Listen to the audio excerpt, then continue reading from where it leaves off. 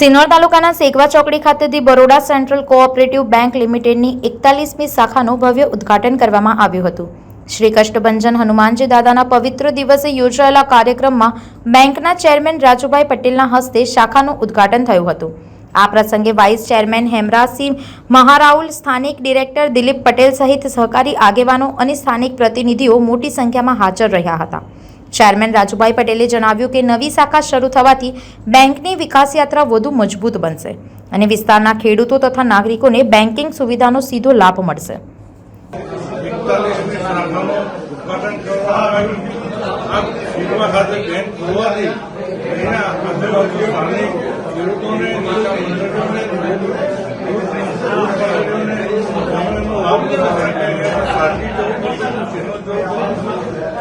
Bank ખોલવાથી આ બેંકનો અમને એવી આશા છે કે 25 કરોડનો બિઝનેસ આ બેંકનો થશે અને સૌને આજુબાજુના ખેડૂત મિત્રોને આ બેંક ખોલવાથી ઘણો લાભ થશે અને એમને જરૂરી પડે ને આ બેંક એટલી અમને આશા છે કે ઘણી પ્રોફિટ કરતી થશે। અમારી બેંકનો બરોડા સેન્ટ્રલ કોઓપરેટિવ બેંકનું ટોટલ ધંધો 3000 કરોડનો છે, એમાં 500 કરોડનું કેસીસી ધિરાણ થાય છે અને હવે આવી નવી શાખાઓ ખોલવાથી લગભગ અમે એવું માનીએ છીએ કે ચાલુ વર્ષે પણ 100-150 કરોડનો બિઝનેસ વધશે।